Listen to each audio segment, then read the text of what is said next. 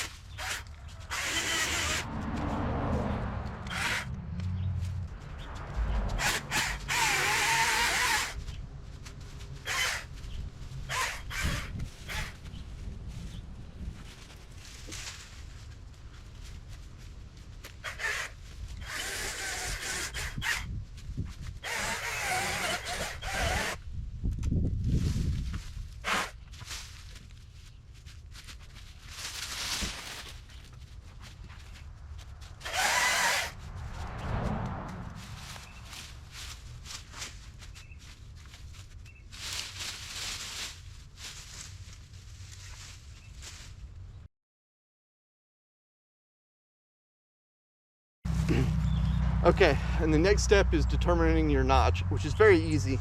Your notch needs to go with whatever the way the tree is probably going to fall, it being an angle like this. One thing on these hard leaning trees is there's a lot of tension on the back side of this tree. Okay, there's a lot of compression in this tree. You'll hear a lot of you know, tree experts and stuff talk about this if you pay attention. Okay. You don't have to do a really deep notch. Okay, I'm going to attempt to try this with an electric saw so I can talk to you through, but if not, I'll just swap out to a gas and we'll just have to deal with the noise. To determine the depth of the notch, you can typically use this baseline measurements, 1/8 to 1/4 of the total circumference of the tree you're cutting. So to make it simple, you know, if it's 10 inches, don't go more than, you know, 2 to 4 inches in the depth max. And I'm going to explain why here shortly. So I'm gonna make sure my area is clear before I start cutting. Nobody's in the way, or anybody, persons, dogs, cats, babies. Okay, and then I'm gonna begin my cut. So I'm gonna find a good spot. You know, I like this spot right here. So I'm gonna start my bottom cut.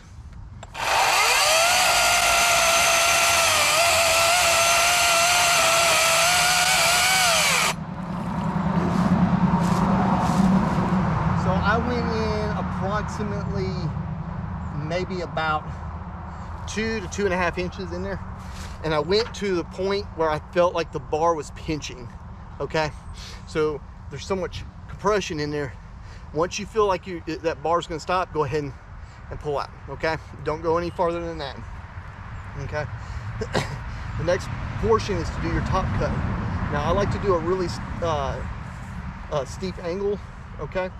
And the reason being because the amount of tipping on it to be able before it closes up in the hinge. Okay, so I don't know if you can see it on here, but I kind of want to be right up in here, so as it goes and goes, by the time it hits the ground, it probably won't be completely fully closed. Okay.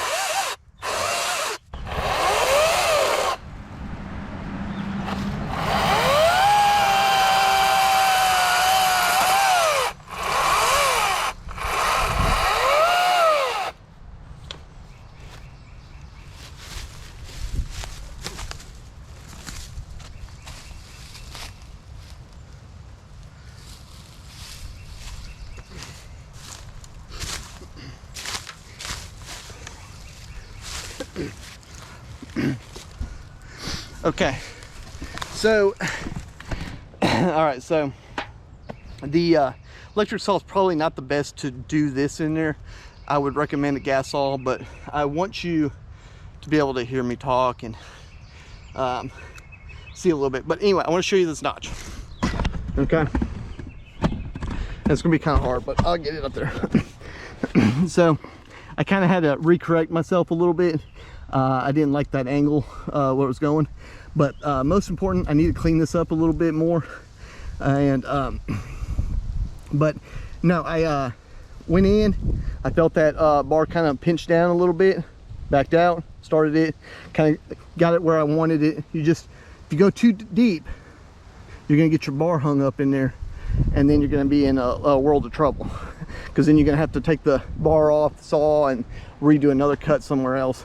So key point, don't go too deep into it, but make sure you got a good angle, and that's really good. Make sure your corners line up really well. This one's pretty close, need a little bit more work on it, but to kind of give you an idea, if you went in there too deep, okay, you wouldn't have enough for a trigger. And what I'm going to show you is the correct way, and that is to plunge cut into this bore into it, and I'm going to try it with the electric saw. I don't know if it'll work, but I'm going to get my 10% hinge, okay, and I need to make sure I have the 10% on both sides too, okay, and I'll start with that first, and then I'll kind of come back until I have just enough for a little bit of holding wood to for the trigger wood to come back and cut.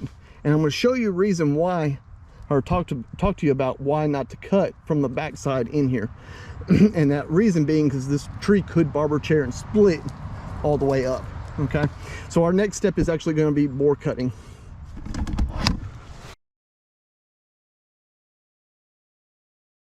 So if you haven't done this before, I recommend you do this on a down tree or a log that's already on the ground before you begin. Okay, but bore cutting is basically this. You're taking the tip of the saw and driving it into the tree itself, okay? And the biggest thing you need to worry about is you don't want to cut through your holding wood, okay? So you need to leave enough space, okay? Key point, all right? Depending on the saw chains and stuff like that, if you go straight into it like this, you get what's called kickback. Okay, and the proper way to do this to get the kerf to start before you bore into it is go at an angle like this, and I'm going to show you. So start like here, okay?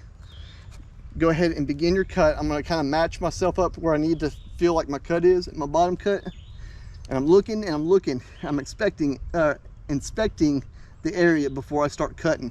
But I'm going to get myself a little small.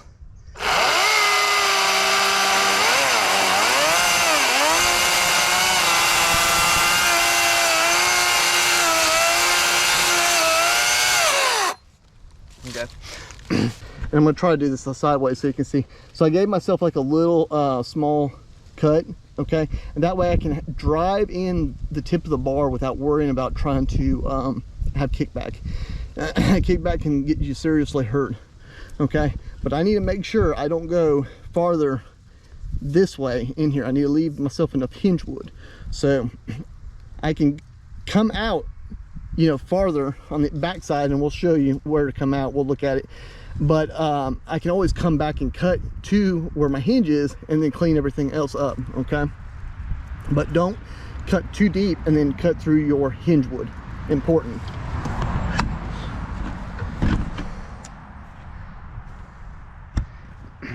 And I recommend not doing this with an electric saw.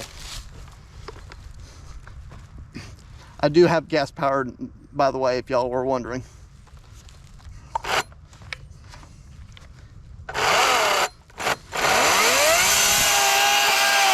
I'm going to stop right there. I'm just going to do it with the gas saw.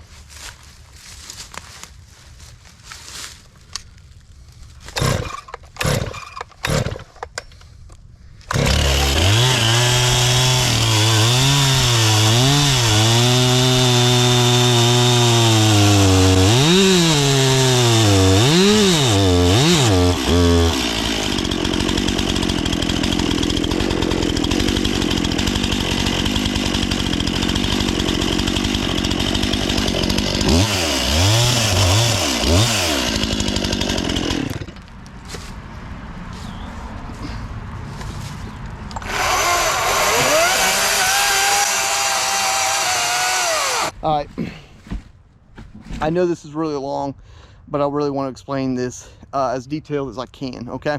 So I probably should have went ahead and just used the gas saw, but I was just going to try it. I had it available. Anyway, so let's look at the other side. Make sure, because you're now compromised the tree, and I'm trying to go around, stay away from this top part, okay? Because it could snap back and get you hurt.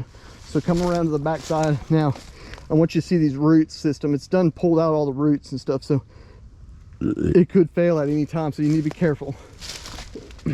Okay? So, I came out the side, and I'm pretty close to my bottom cut. I'm a little on the high side. I don't know.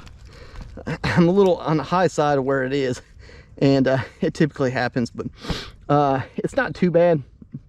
But I probably can just cut just a little bit, and that's it, okay?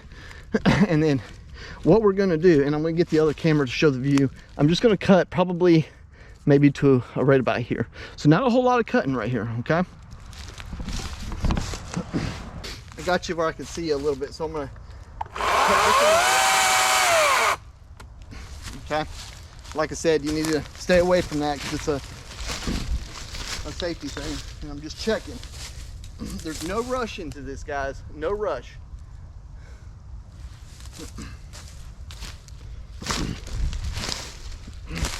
So I'm gonna cut just a little bit more towards the hinge wood. I'm sorry. So I'm gonna cut just a little bit more towards the hinge wood, just a little bit. Okay. And I'm gonna expect it one more time.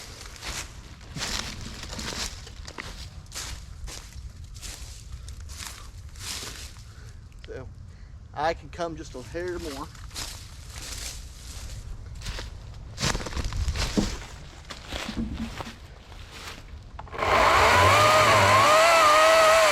Okay, and now I'm gonna work on my trigger, okay? I got a lot of wood. I gotta be careful because this thing could snap and come back, okay? So you need to keep your face and all that in your body parts just away from this, okay?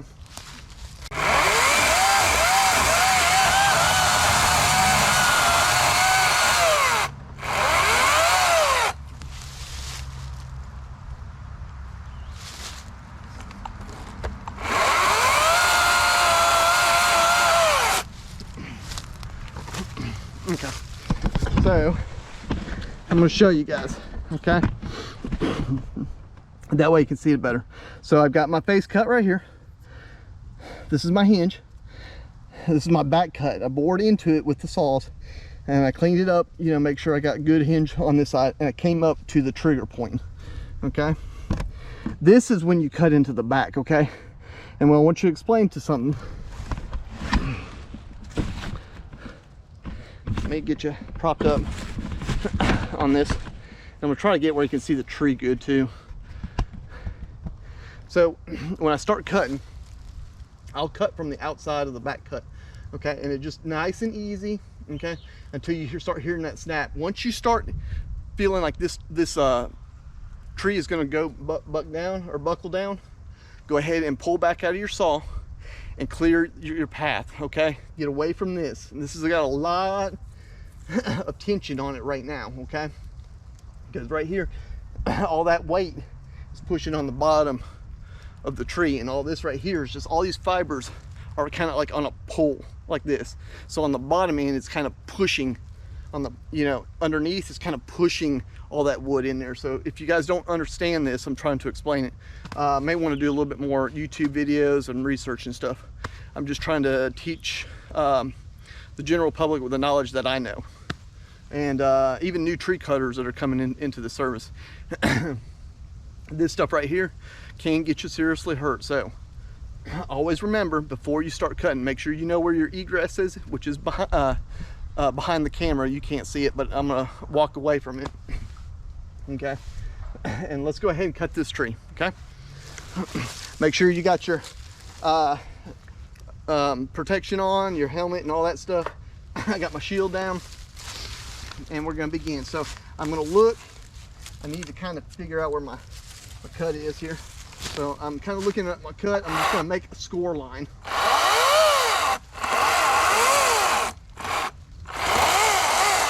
Okay, so I made a pretty close score line just to kind of see where my cut's gonna be. I'm gonna begin my cut. Now, once I start cutting, I'm gonna be as clear, as far away from the tree as possible. And when I feel like it's gonna go down, I'm gonna step away, okay? So here we go.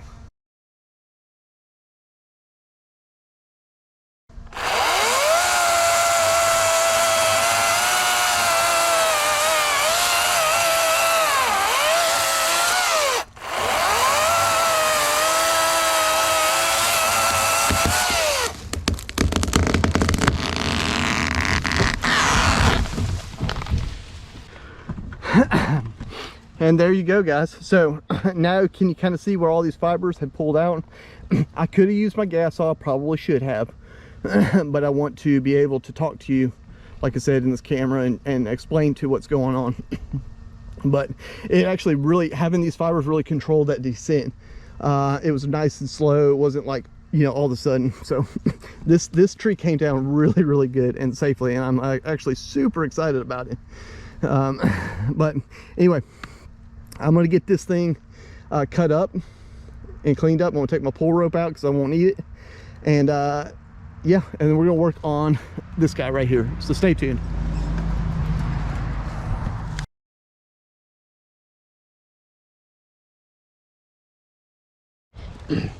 All right, YouTube, so just to save time, I went ahead and pre-cut, kind of cleared out my area, and I already got my my face cut already in there. Now I did my face cut a little bit more this way because I've got a branch up here that I got to clear from this tree right here. I kind of don't want to get it hung up in that union. If it does, it's not a big deal. I'll be able to fix it. But we're gonna go ahead and start this back cut. Now I want to advise you, do not try this at home. I kind of thinking about it. I wish I had my pole saw because it'd been a little bit more safer for me. But just like the first one, make sure you have the area clear of any animals and people before you start your cut. And make sure you have your path of egress defined. So what not to do. Don't try this at home.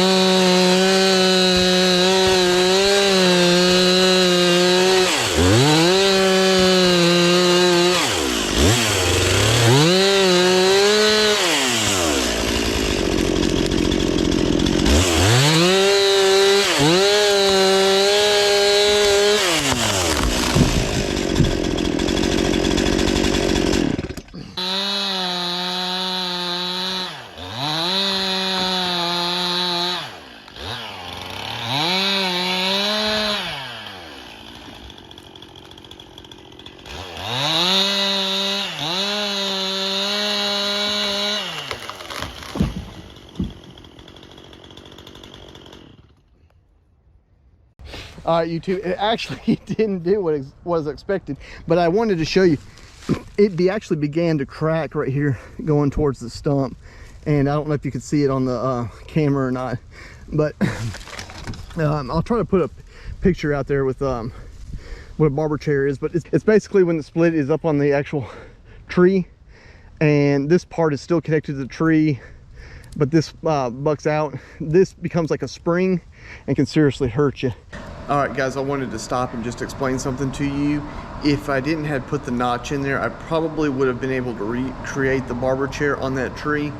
And kind of looking back when I'm editing these videos, I kind of figure out, hey, stuff like that. But I put that picture on there so you can, you know, get an idea. But definitely, I want you to go back and look at some YouTube videos and see what a barber chair does out there. I'll try to put some pictures or something in the video to kind of show you, but I expected it to do it, but I think what happened was it got caught up on this tree and it slowed its descent down. So, but that's it. I appreciate y'all watching, and like I said, if any pro tree guy, if you have any tips, put them in the comments. This is not about tips for me. This is about tips for other people trying to do it and being safe. So I appreciate y'all watching. If you feel like this video was good enough, give it a like and go ahead and share it. You know, I'm trying to get the information out to y'all so y'all can be safe. Stay safe. We'll see you on the next job. Peace.